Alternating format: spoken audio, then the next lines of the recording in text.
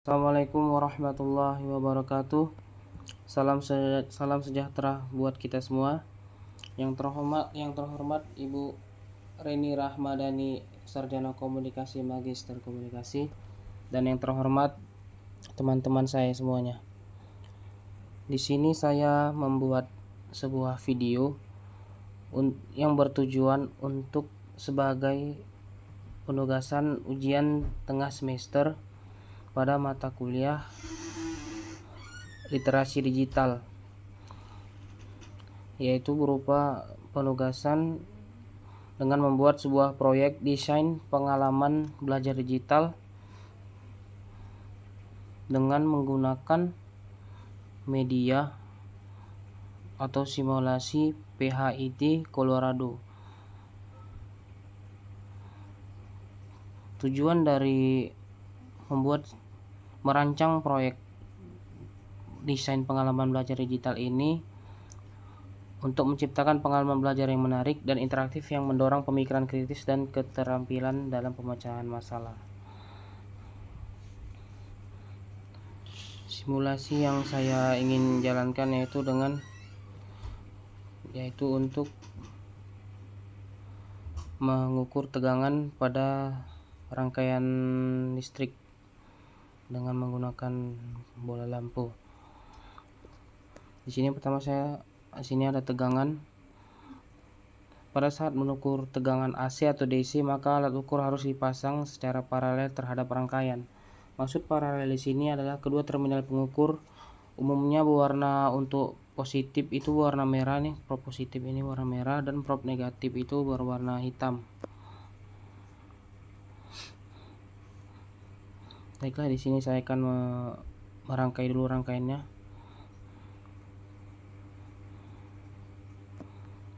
Pertama dengan sumber DC dengan menggunakan baterai. Untuk pengaturan tegangan sumbernya kita buat dengan nilai 9 volt.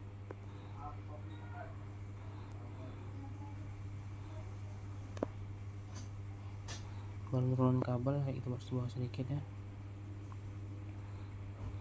Baru kabelnya.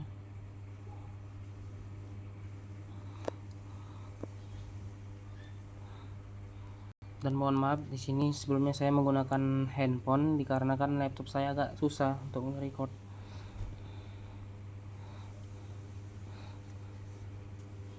Bisa laptop itu layar besar. Lagi kabel.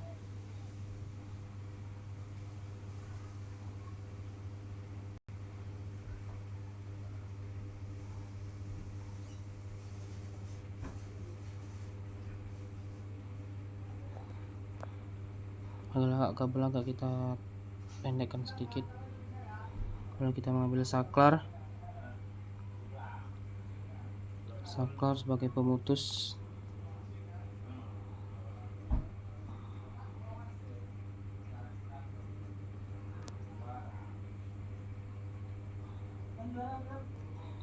Lalu menaikkan kabel lagi.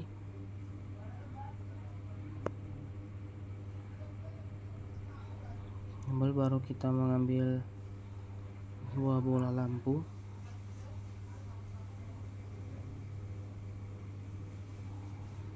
Kabel lagi.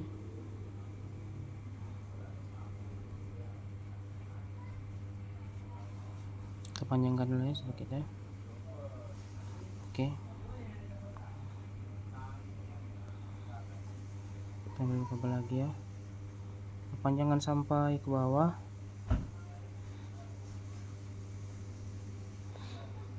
Lalu kita tambah lagi kabel ya untuk menyatukan yang di bawah ini.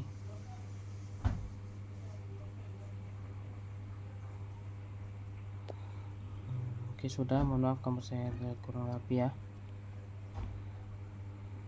Lalu kita mengukur tegangan sumbernya, tegangan volt pada sumber baterai DC. Kita tarik dulu voltnya, kita letak sini aja ya. Kita tarik.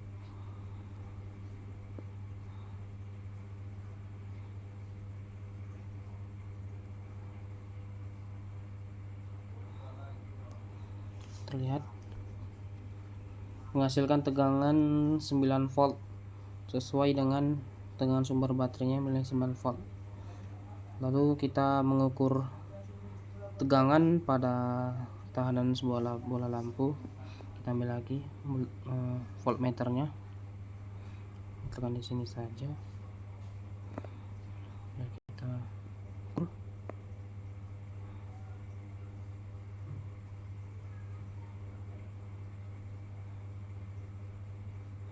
lalu kita nyalakan saklarnya. Terbalik mungkin ini.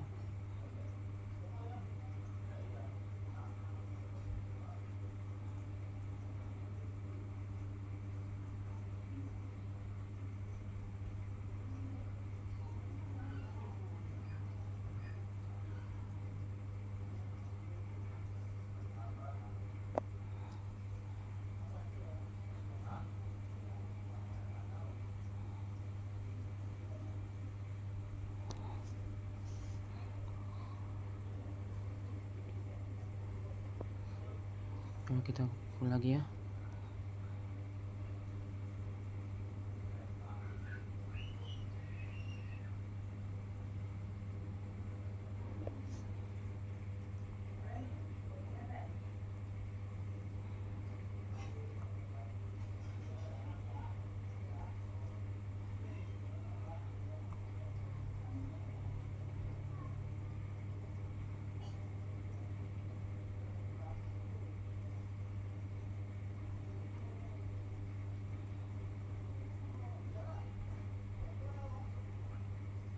Di sini terlihat ya, nilainya minus, ternyata minus 9 volt.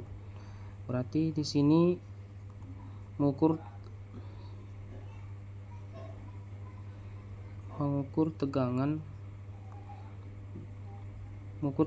volt pada sumber dengan menggunakan baterai DC yang bernilai 9 volt.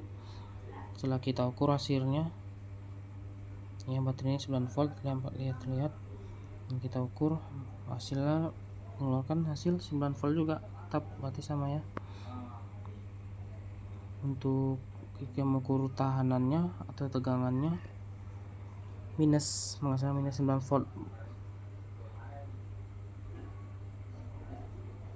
Maaf yang sama ya, ternyata menghasilkan 9 volt ya, berarti saya terbalik tadi probnya. Menghasilkan tegangan 9 volt juga. Di sini berarti tegangan sumber pada baterai berbanding lurus dengan tegangan pada tahanan sebuah rangkaian listrik DC ini ya. Coba kita menaikkan nilai hambatan dalam kabel. Kalau kita naikkan sampai ke atas banyaknya, maka tegangan yang dihasilkan semakin kecil. Dari awalnya 9 volt, ketika kita naikkan hambatan dalam kabelnya paling atas, menghasilkan 3,4 volt. Dan lampu pun semakin redup ya, lihat ya. Begitu juga dengan tegangan sumbernya, menurun darinya 9 volt menjadi 8,61 volt, dan untuk tegangan pada tahanannya dari 9 volt menjadi 3,4 volt. Kalau kita menurunkan hambatan sumber, kita menaikkan nilai hambatan sumbernya di 10 ohm, maka tegangan pun ikut menurun ya. Tegangan ikut menurun ketika hambatan dinaikkan menjadi 10 ohm, tegangan ikut menurun. Tapi di sini yang berbeda dengan hambatan dalam kabel dan hambatan sumbernya, ketika hambatan sumber dinaikkan menjadi 10 ohm, nilai yang dihasilkan pada tegangan tahanannya 4,5 volt dan tegangan sumbernya 4,5 volt juga, berarti sama nilainya. Berbeda dengan hambatan dalam kabel ini menghasilkan nilai yang berbeda, walaupun dia sama-sama turun tapi berbeda hasilnya. Nampak terlihat kan berbeda. Tapi kalau kita berbeda ya, yang di atas tegangan ini, tegangan pada tahanan menghasilkan 3,4 volt ketika hambatan dalam kabel dinaikkan, dan tegangan pada sumber turun dari 8,61 volt. Kalau kita naikkan nilai hambatan sumbernya,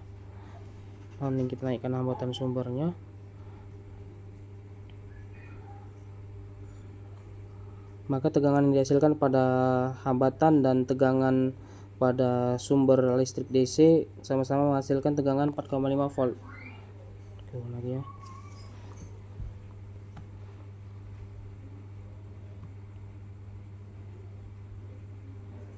Lalu di sini kita mengukur arus pada rangkaian. Kita ubah saja cara ukuran nanti ya, kita lepaskan saja. Untuk mengukur posisi alat ukur ketika mengukur arus, untuk melakukan pengukuran arus yang perlu kita perhatikan ialah posisinya. Posisi terminal itu harus dalam kondisi berderetan dengan beban. Sehingga untuk melakukan pengukuran arus, maka rangkaian harus dibuka atau diputus, kemudian menghubungkan terminal alat ukur pada titik yang telah dibuka tersebut. Pemasangan yang benar akan saya rangkai. Tarik dulu tegangan alat ukurnya.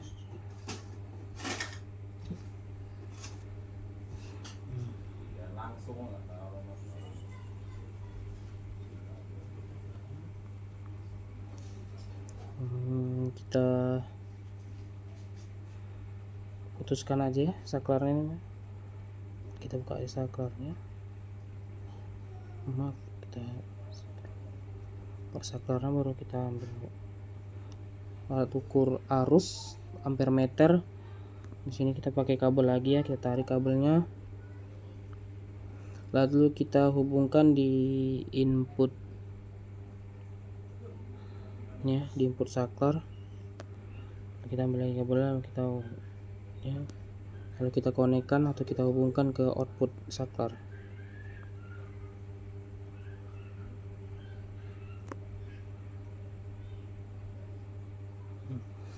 Arus yang dihasilkan yaitu 0,9 ampere. Kalau ketika kita hidupkan saklar menjadi sisa 0,001 ampere. Di sini terlihat berarti nilai tegangan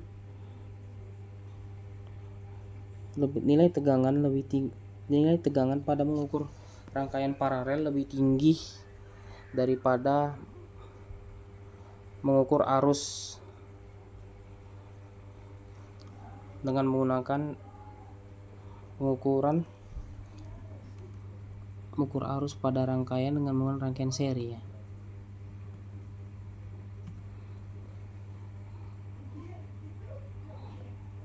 Dikarenakan kenapa nilai tegangan pada rangkaian ini ketika diukur dengan kondisi paralel nilainya lebih tinggi dibandingkan dengan arus ketika diukur dengan menggunakan metode rangkaian seri. Karena rangkaian paralel itu merupakan pembagi arus ya, maka tegangan yang dihasilkan besar ya. Dapat kita lihat di tadi menghasilkan tegangan tahanan 9 volt dan tegangan pada sumber juga 9 volt juga. Tapi ketika kita menggunakan metode dengan pengukuran rangkaian seri, nilai arus itu 9 ampere.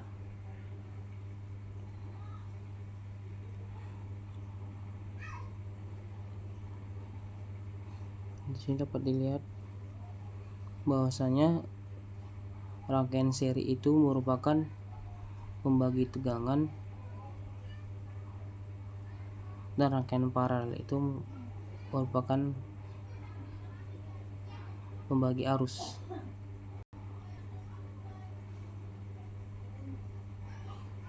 Baiklah, mungkin